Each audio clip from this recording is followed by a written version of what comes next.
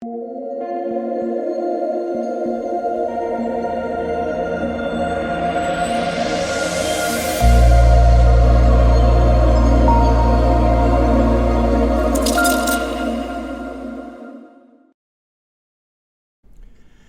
what's going on, guys? DK. Back at you with another video here to bring the two-game Olympic basketball slate that starts Sunday night. If you guys are new to the channel, welcome. My name is DK. I make daily videos and live stream for NBA and NFL slates on Draftkings. Also making videos for PGA Daily Fantasy Sports and NBA Top Shot. If you are unable to watch these YouTube videos, I also upload on Apple Podcasts. I have a link down below. It's called the DKDFS Show. If you're interested in signing up for premium content, often on Patreon.com, an esports package. It includes Call of Duty and CSGO, as well as an NBA package. And if you sign up for the NBA package, Olympics are covered, as well as the Summer League coming up in a couple weeks. Also, you get those golf PGA data sheets for free. And I do want to thank Prize Picks for sponsoring this episode. So, if it's your first time watching my videos or you're not familiar with Prize Picks, there's a couple different ways you can play. And they are covering Olympics, which I think is really, really cool. So first way is you take over, under, and fantasy points. So Prize Picks will post players and their projected fantasy scores, and you can either take the over or the under on them, or you can go to points, assists, rebounds, like take the over, under, and straight up points, right? So compose those straight up points, 8.5 points, take the under, take the over, right? So a couple different ways you can play.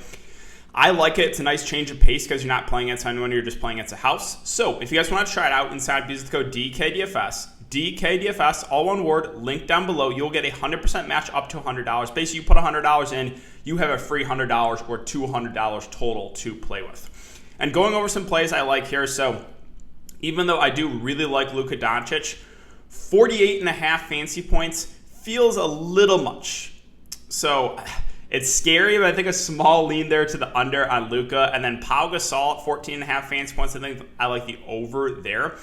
Him and Marc Gasol going to kind of split the center minutes. Bullshit play. Similar minutes. And again, Pau Gasol is just as productive. You could argue, if not more productive than Marc Gasol. So I like the over there on Pau Gasol. I like the under on Luka, even though that is a scary bet. And finally, I want to thank you guys again for your continued support on all the videos, the NBA, the Top Shot, the PGA, these Olympic videos. Really, really appreciate it, guys. If you could, leave a like button on the video, subscribe if you haven't already, and hit the notification bell so you don't upload videos and you don't go live. I will be doing a YouTube live stream tonight. Make sure to check it out. We'll go over the slate again and answer any questions you have. And let's try to aim, guys, for 150 likes on this video. Every single like really helps me out, allows me to get more viewers on my content. All right, so before we talk about players and the prices for this two-game slate, we can look back lineup here from the first Olympic slate of the year, and it went really well for me. Nothing crazy. I never thought I would say this, but Kevin Durant was the reason I didn't win big money. But yeah, going over my lineup, so Santa Ranci, Evan Fournier, Fonchio, Vesely, Balvin, M. Lowe, Kevin Durant, and Aaron Baines.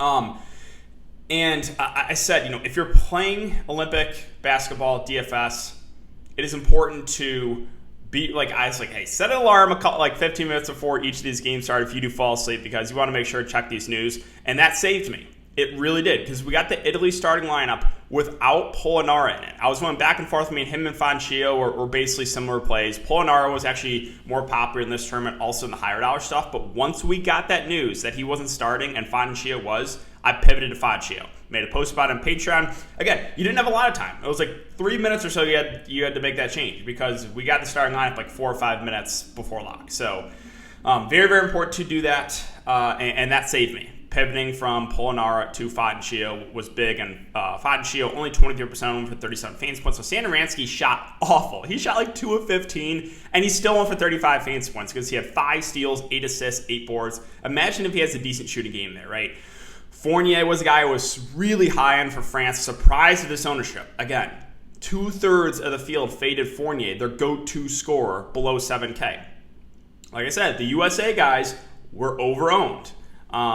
Vesely I used was kind of just solid there, 26.75 fantasy points. Balvin, 20 fantasy points was good value. Now, however, he did not close the game, a little bit tilting. But again, still did solid. Aaron Baines was a little bit of letdown. I didn't watch that game because that was the game at 3 a.m. But yeah, he had 5 points, 4 boards. M. Lowe was really big for Germany at 36.5 fantasy points. Now, we got news that he wasn't starting However, again, he was playing big minutes in the preliminary game, so I wasn't as worried about it, so I stuck with them low there. It worked out in a big way. And then Kevin Durant, again, only 16 fantasy points. Wow. USA, again, I didn't watch that game this morning, but that is disappointing. Disappointing loss for sure. Again, though, there is an edge. This is in the Slam, which is the $222 tournament. There's just some dead money here, right? Levine, this guy played 3 guys from Nigeria, and this is on a $222 entry. A lot of dead money here. You know, guys loading up on USA, Lillard and KD, right? And just like, there's a lot of dead money. There is. Even in the higher stakes stuff for this Olympics. So I just wanted to show you guys that. And this is the winning lineup in the Slam. It did not have any USA guys. And our boy B Yak, again, B Yak and M James are 2 guys I like there for value for Iran. Both did really, really well. I know a lot of you guys got there because of that. So that was really, really good. But yeah, his lineup was Santa Rancy, Fournier, Thibault, Fountain, Shield, Balvin, Mills, Vesely, and B Yak. Again, Thibault had 5 steals. That's kind of where he gets his fantasy points from most of the time. But all right, that's it for Look Back, guys. Again, hope you had a good night. It's a solid night for me. Nothing crazy. But let's go over these Vegas odds really quick, and then we can go team by team. So Slovenia versus Argentina. It's a 177.5 over-under, so a much higher total here. Slovenia, 6.5-point favorites. And Spain versus Japan, a 153.5 over-under. Spain, 19-point favorites. So if you just look at these Vegas odds, if you're going to stack one game in this 2-game slate, would much rather go to Slovenia, Argentina, right? It's almost 30 points higher. It's going to be played at a much faster pace, and there's less blowout risk. All right, so we'll start off with the Slovenia side. And Luka Doncic is 11.8K. I really like him at the top. I know I was like, I think I'll lean to the under on the 48.5 fantasy points, but that's just because he's probably only going to play like 27, 28 minutes or so. But yeah, let's go over to Slovenia and take a look at their stats. Again, I'm looking at proballers.com. Thank you to whoever shared that to me on Twitter. Really, really helpful. You can go see all the stats. You can go see the preparation games as well and go look at those box scores. But taking a look at this, yeah, Luka been averaging about 28 minutes, been averaging 10 points, 17 assists, and 7 rebounds. Crazy, crazy. So, yeah, Luka's just a guy that is a scary fade. You are going to have to pay a premium for him. Now, is he an absolute must? You can make the argument to fade him, but it's a very scary fade in a 2-game slate. So, yeah, Luka, one of my favorites bet ups for sure. Now, going over the rest of the Slovenia roster, let's take a look at other guys who are playing some big minutes, right? So we have Mike Tobey. It's actually been averaging 26 points, 11 boards. Really, really been playing well. They're big. He's only 9K. I think he goes a little bit overlooked, right? I think people are just going to jam in Luka and then kind of avoid the rest of the Slovenia team. But I don't mind Tobey as a contrarian option here. Again, I think he will go under the radar. All right, let's take a look at some other players that have been getting some minutes. So, Blazic. Again, I'm definitely going to mispronounce some of these names, guys, so bear with me. He's at 7.4K. Mid-range play, but it's like, I don't love it. Edo Muric is a guy I want to mention here. So he's been averaging about 27.5 minutes. Nothing crazy here. 8 points, 4 boards, 2 assists, and 2 steals. But let's go ahead and take a look at his price point. So he's a guy that's pretty cheap. Edo Muric, again, only 3.8K. Go back and look at what he's been averaging. Almost 30 minutes a game. So I think Muric is a really solid value play at that price, assuming he starts. Again, guys, keep an eye on the starting lineups. I will let you guys know on Twitter. Make sure to follow me. I've been retweeting starting lineups when I see them. But I think he's someone we can definitely get to for some value. Where else do I want to look here? Let's see. Klemen Prepelic has been averaging actually over 20 points. Where is Prepelic? Yeah, so he's 5.3K and kind of their shooting guard, but obviously is a good scorer, averaging a lot of points. Not doing a ton of the peripheral stats, right? 1.5 rebounds, 0.5 assists. But again, he's been shooting the ball well, so I think he's an intriguing play kind of there in the mid-range. But other than that, I think that's really it for Slovenia. So obviously Luka at the top, right? Everyone's going to play Luka in this 2-game slate. But a couple other guys think that might fly under the radar. Again, Tobey, just because everyone's going to play Luka and no one's going to want to play Mike Tobey. But again, you look at his stats. He's been playing really well. 26 points, 11 rebounds, a good rebounder. So I think he's an intriguing contrarian spend-up. And then some other value guys. Again, Prepelic and Muric, both been playing some decent minutes. I think I would lean Muric, though, for the discount at 3.8K. Zoran Dragic, I believe is it Goran Dragic's brother? I think it is. I don't think we can go there. He was in the NBA for a little bit, but yeah, he's been averaging 21 minutes. I guess 7 and 5. That's kind of like a fair play, but he's like 7-6, right? Yeah, I don't know. Feels a little too pricey. All right, so let's move on to Argentina. All right, so Argentina at the top, we have Composo and formerly the NBA Luis Scola, who is still playing. He is 41 years old, kind of crazy, but he's still playing well. So let's go ahead and take a look at Argentina and kind of who's been seeing the production here. So Luis Scola has been very, very productive, averaging 22.3 minutes, 16 points, 5 boards, 1 assist. Again, I think a lot of people are going to jam in Luka, jam in Ricky Rubio. So I think these other, spend ups are just going to go overlooked. But Scola is still a guy that can go out and get you a solid fancy score. So definitely don't mind him as contrarian spend up. Again, Composo of the NBA, of the Denver Nuggets. He's been averaging over 20 minutes. Hasn't been doing a ton, but he should handle the ball a lot. Again, I think he's a fine contrarian spend up there. Gabriel Deck at 7.3 feels a little bit too pricey. Only been averaging 12 minutes. Let's see. Where else do I want to look to here? Let's kind of go down line for a minute. So we'll just call him Nicholas. I'm not going to try to pronounce that name. Where's he at? He's at 6.3K. He has been averaging 9 points, 2 boards, 1 assist. Kind of just like a fair play. Let's see. Vildoza, Luka Vildoza's been averaging 20 minutes. So this is, okay, here's an interesting value play, right? He is only 3.4K. Vildoza. Again, go back and look at the averages. He's been playing solid minutes, 20 minutes.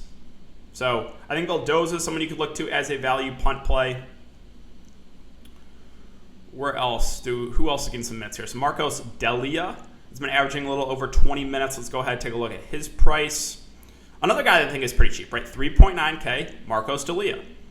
Go back and check, right? Over 20 minutes, 7 points, 5 boards, nothing crazy, but is very cheap and is getting some solid minutes. So there is some value here for Argentina that we went over. Again, is there anyone else I want to bring up? Probably not.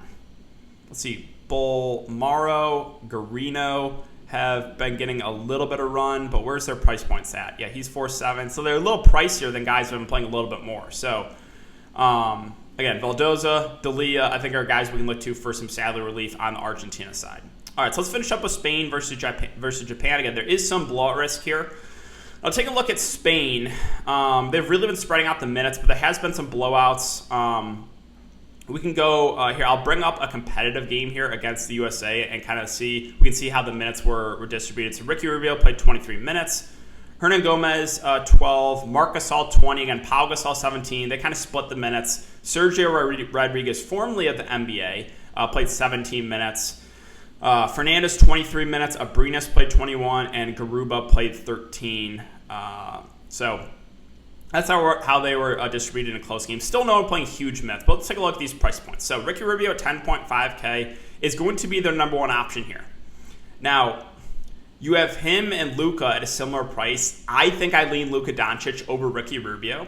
Now, I think you could still play both. There is enough value to jam them both in there if that's the direction you want to go. And again, Rubio should be their clear number one guy. And I would think in this game, if the game stays competitive, I think he plays around 25 minutes. Now, the risk you get with Rubio is if this game blows out, there's a chance he plays under 20 minutes, right, and doesn't touch the floor in the fourth quarter. So that is the risk of the guy with Ricky Rubio. Now, Marc Gasol at 9.4 just feels too pricey for me, right? I don't know if I want to pay up for a guy like Marc Gasol, who, let's go take a look at Marc Gasol, averaging 17.8 minutes and, 6 points, 3 boards, 2 assists.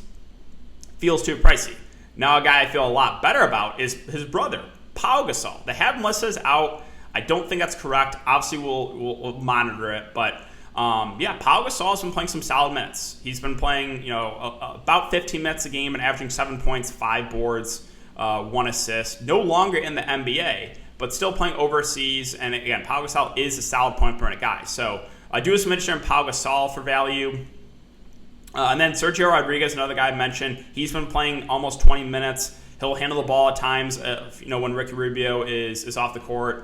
So I think Sergio Rodriguez is another value play I kind of like. And then Garuba, again, a younger player here for Spain. Let's go ahead and take a look at his minutes. Haven't been crazy, been averaging just around 12 minutes a game, but 4 points, 6 boards, again, in their most recent game against the United States. This was a close game, right? It was 83-76. He got solid run, played 13 minutes for 4 points and 8 boards. So I think he's someone we could look to as well. So you have Rodriguez, Garuba, Pau Gasol.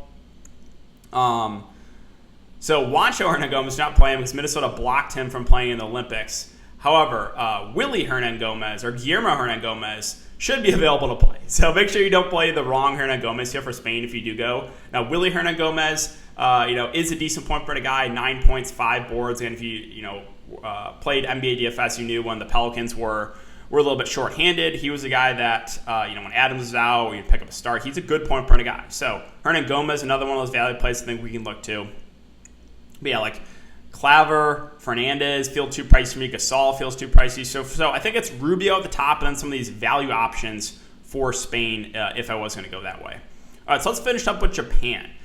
In Japan, we have the GOAT, Yuta Watanabe. Again, won me a GBP earlier this year in NBA DFS. Love him. Rui Hachimura, 9.72. So these two are going to be their clear number 1 and number 2 on offense here. Both been very productive. And what I like to see is the minutes. Right? Some of these teams are spreading out the minutes. Not really Japan. They're giving their best players big minutes. Rui, almost 30 minutes. Yuta Watanabe, about 27 minutes. Rui averaging 19, 7, and 2. Watanabe, 19, 5, and 2. If they want to keep this game competitive, if you're targeting a lot of players from Spain, then maybe you want to run it back with one of these Japan guys. Because if they keep it close, it's going to be Watanabe and Rui Hachimura. So I think these guys do go under-owned. Again, everyone's going to go Luka. I think people are going to, would rather go to Campazzo or Ricky Rubio's other spin-ups. I think these Japan guys fly under the radar, that being Watanabe and Rui. Again, though, what I'd like to see is the minutes are there for both these two. So I think that they're good contrarian spin-ups for sure. Well, let's take a look at the other players for Japan. A couple of value guys I want to mention. First, we'll talk about Gavin Edwards. So he is their big, right now averaging 11 points, 8 boards, 3 assists in just about 25 minutes. He's only 5.9K. So assuming he starts, I think we get similar run, and I kind of like him there in the mid-range. So Gavin Edwards, I think, is a solid play. And then a couple other guys I want to mention here. So Makoto Hiyajima, been averaging 23.3 minutes, 12 points, 1 board, 2 assists. And then we have Diaka Tanaka, been averaging 25 minutes, 8, 2, and 3. So let's take a look at Tanaka and Hiyajima here.